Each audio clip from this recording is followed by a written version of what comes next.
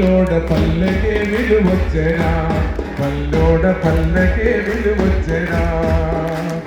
పట్టణాలకు పల్లె పోటీగా నిలవాలే, ఓ పట్టణాలకు పల్లె పోటీగా నిలవాలే. అభివృద్ధి పదములో ముందడుగులెయ్యాలే. కూలికే తిరగొద్దురా, పల్లోడ కూటికి తిరగొద్దురా, పల్లోడ కూటికి కరువొద్దురా.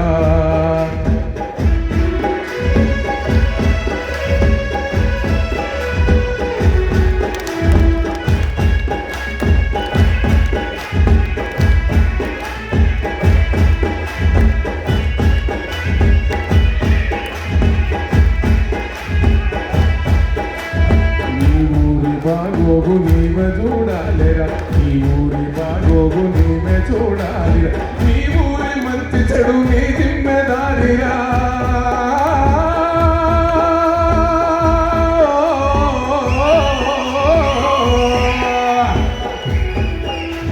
నీ ఊరి బాగోగు నీవే చూడాలిరా, నీ ఊరి మంచి చెడు నీ జిమ్మెదారిరా.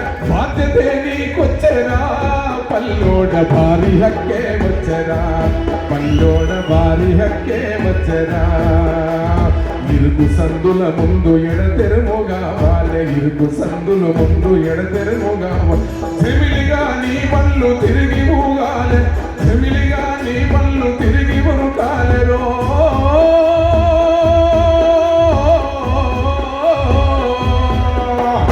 చెమిలిగా నీ పళ్ళు గురికి తిరగాలి. ఇరుకు ఇల్లే ఉండవో, ఈ పల్లోడ మురికి ఇల్లే ఉండవో, పల్లోడ మురికి ఇల్లే ఉండవో, పల్లోడ మురికి ఇల్లే ఉండవా.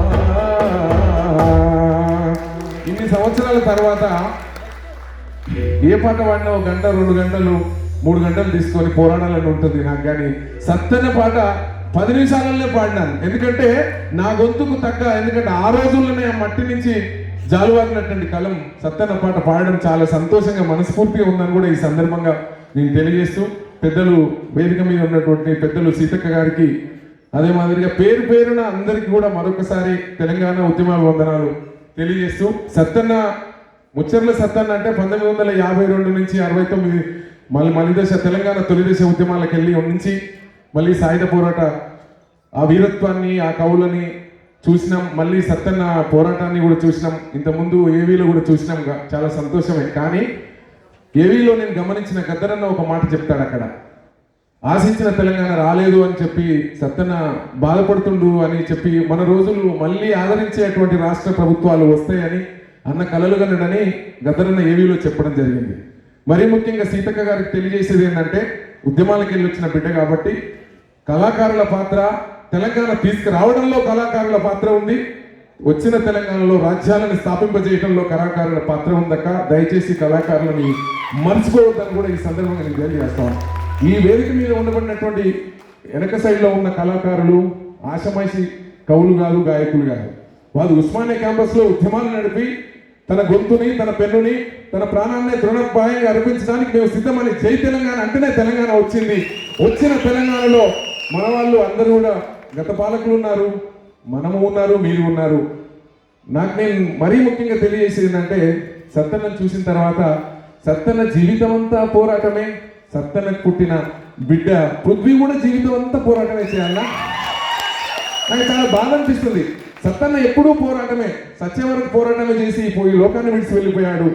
తెలంగాణ సాధించాలని కొట్లాడి ఎగబడి తెగబడి కళాకారులని అమ్మలాగా ఒడిలో పెట్టుకొని ఉస్మానియా క్యాంపస్ పక్కకే తన ఇల్లు అయినప్పటికీ అన్న చాలా, ఎందుకంటే చాలా మంది ఇప్పుడు ముందు రవేణ లాంటి కూడా చాలా మంది చెప్పారు, అన్న కూడా చాలా కళాకారులకు అండగా నిలబడి వచ్చిన తెలంగాణలో అమరుల కుటుంబాలను గౌరవించడంలో ఆయన ముందు వరుసలో ఉన్నాడు.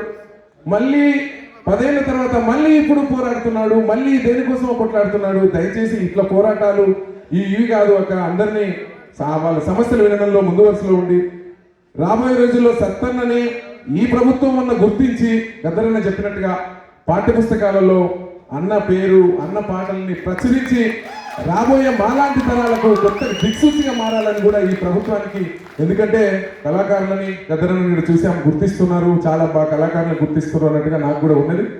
నా సంతోషం ఏంటంటే సత్తనని అనేకమైనటువంటి ఒక ఉద్యమాలు చేసినటువంటి బిడ్డగా అన్నని గుర్తుంచుకోవాలని, అక్క నోటి వెంట ఆ మాట వినాలని కూడా ఈ సందర్భంగా నేను తెలియజేస్తూ సెలవు తీసుకుంటాను.